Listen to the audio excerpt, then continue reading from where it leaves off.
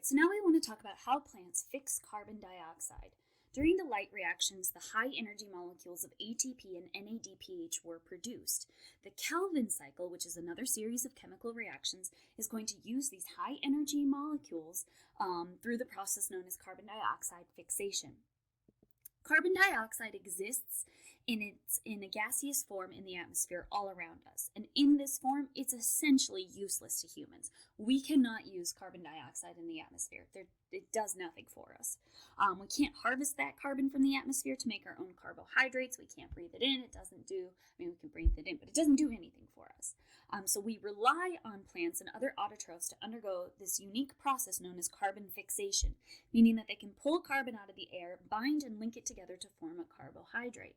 Now, the Calvin cycle is a cyclical series of reactions that utilize carbon dioxide to produce those carbohydrates. It's also sometimes known as the dark reactions because, unlike the light reactions, the Calvin cycle does not rely on solar energy. It relies on the end products of the light reactions to drive it forward. So as long as there is an abundance of ATP and NADPH, plants can undergo these Calvin cycle reactions.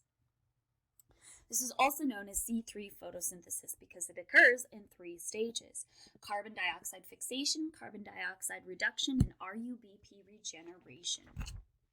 So the first step is going to be fixing that carbon dioxide. We're going to start off by fixing that carbon dioxide. We're going to attach it to a 5-carbon RuBP molecule by the enzyme RuBP carboxylase. During this reaction, a molecule of carbon dioxide from the atmosphere is attached to the ribulose 1,5-biphosphate, which is just a 5-carbon molecule. So this is going to result in a 6-carbon molecule. We attach carbon dioxide to a 5-carbon molecule. We now have a 6-carbon molecule. That's going to then split into 2 3-carbon molecules, 3-PG. Now this whole reaction is going to be heavily dependent on the RuBP carboxylase. That's an enzyme that's going to speed this process along. At this point, carbon dioxide is considered fixed. It is attached to a carbohydrate. It has been pulled out of the atmosphere. It's no longer in its gaseous form. It is now attached to a carbohydrate. So that's the first step. Pardon me, I've got the hiccups now. The fixation of carbon dioxide. So this is that first step. We're going to take 3 RuBPs, 3 5-carbon molecules. We're going to attach 3 carbon dioxide molecules to them to make 6 3-PG molecules. At this point, we now need to reduce that carbon dioxide. The 3-PG is going to be reduced to BPG, and BPG is then going to be reduced to G3P. There's a lot of letters happening here, and this whole process of photosynthesis, the Calvin cycle reactions, is going to look a little bit like alphabet soup.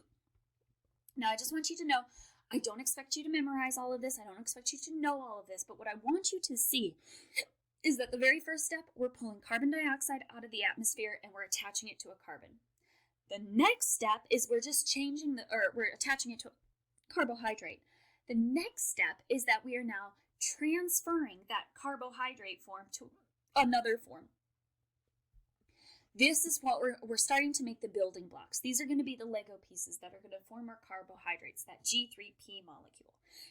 In order to do this, we're going to burn off a lot of ATP and NADPH to produce this 3-PG molecule. This G3P molecule. And so this is where that ATP and that NADPH that we spent so much time in our light cycle reactions, we spent so much time in our light reactions producing ATP and NADPH. This is where that all comes into play. Now the final step, the electrons and energy are required for this stage. This stage is going to utilize the NADPH and be some ATP that was produced in the light reactions. The G3P is going to be reduced and chemically able to store more energy and form larger organic molecules such as glucose. So that is the significance of the step. We're producing G3P and we're burning up ATP. So that'll be this next step, where we're going to burn 6 ATP molecules to reduce that 3-PG molecules into BPG molecules, and then we're going to reduce those further into G3P molecules. The last step is not really part of the carbohydrate fixation. We've already done that. We've pulled carbon dioxide out of the atmosphere, and now we have fixed that carbon dioxide to a usable carbohydrate form. The last step is going to be to just regenerate that starting molecule. Because remember, this process is a cycle. We started off with RuBP, we need to end up with RuBP, or otherwise we don't have a cycle. So now we need to regenerate our starting molecule. The RuBP was used in the carbon dioxide fixation has to be replaced. Every 3 turns of the Calvin cycle, we're going to use 5 3-carbon molecules to remake the 3 5-carbon molecules. So the cycle is going to have to be constantly turning around in order to reproduce enough 3 RuBP molecules. I'm sorry, these hiccups are getting a little out of hand. So now we need to regenerate our RuBP, and that's going to be the final stage of this process. This is also going to use up the remainder of the ATP molecules that we produced in our light reactions. And ultimately what we gain out of this is going to be our G3P molecules, which can then be used to produce glucose. Now here's the interesting thing of G3P. I know we've been talking this entire time about building up glucose. That's what we want. We want glucose, lots of glucose. But here's the interesting thing. What comes out of those Calvin cycle reactions is the G3P molecule. And the G3P molecule can be used for a lot of things. Yes, it is primarily used for glucose, but it can also be used in fatty acid synthesis and amino acid synthesis. So we need G3P molecule not just to produce carbohydrates, but also to produce fatty acids and also to produce proteins or amino acids. That glucose phosphate can be used to produce fructose phosphate. It can also then be used to build up the starch, which is the plant's energy storage molecule, or it can be used for cellulose, which is going to be the plant's structural carbohydrate. So G3P is actually incredibly important, and it serves as the basis for a lot of different biomolecules. So here's the importance of the Calvin cycle. I'm just going to put all of that in words for those of you who like to take notes. The G3P molecule, the glyceraldehyde 3-phosphate, can be converted into many other molecules. The hydrocarbon skeleton of G3P can form fatty acids and glycerol to make plant oils. It can be used to make glucose phosphate, a simple sugar. It can be used to make fructose, which with glucose is going to equal sucrose or table sugar.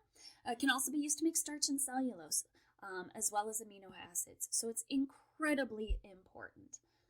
All right, so for this chapter, we talked about photosynthetic organisms and how the process of photosynthesis produces carbohydrates and releases oxygen. This is ultimately going to be carried out by autotrophs. Water and carbon dioxide are going to be necessary to drive this process forward. Water comes from the roots. Carbon dioxide comes from the atmosphere. Photosynthesis is going to take place inside the mesophyll tissue of the leaves, specifically in the organelle structures known as the chloroplasts. This is going to consist of the stroma and grana made up of the thylakoid membranes. Here is the process of photosynthesis. It's a chemical reaction that summarizes everything we learned about, which is carbon dioxide plus water go in, we add a little bit of solar energy, and we can produce, this is our G3P molecule, have enough of those together, and we will produce our glucose molecule, water, and oxygen. The next step is going to be, then we broke it down a little bit further, and we talked about how plants convert solar energy by using the non-cyclic pathways. This is a light reaction that involves 2 photosystems. Solar energy energizes photosystem 2, which excites an electron to a high energy state. As it relaxes back down to a low energy state, it's going to move down the electron transport chain to photosystem 1 and produce ATP along the way. Once it gets to photosystem 1, it's going to once again be excited by solar energy. It's going to be bound to NADP to produce NADPH. Then we moved on to how plants fix carbon dioxide. This is going to be the Calvin cycle reactions. The biggest things I want you to get out of this chapter is how ATP and NADPH are involved in the process to drive it forward, and how we reduce carbon dioxide into glucose. So the first step is to pull that carbon dioxide out of the atmosphere and glue it into a solid carbohydrate form that we can use. The Calvin cycle is also known as the dark reactions. We do not use solar energy to drive these reactions forward. We use chemical energy. Specifically, we use the ATP and the NADPH ATPH that we produce in our first set of light reactions. Ultimately, big picture here, we're converting carbon dioxide to the G3P molecule. I would like you to at least be familiar with the G3P molecule. I'm not going to ask you to tell me exactly what that stands for, but you should know that that is ultimately what comes out of photosynthesis, or comes out of the Calvin cycle reactions, and that the G3P molecule can be used for a lot more than just building up glucose, although it is very important for glucose. It makes the glucose phosphate, fructose phosphate, sucrose. It's also very important in fatty acid synthesis and amino acid synthesis. What I have here is a couple of useful videos that were produced by McGraw-Hill that sort of summarize a lot of what we talked about, so I will make a separate video where I will just play these one right after another, so that way you can see them as part of our lecture. All right.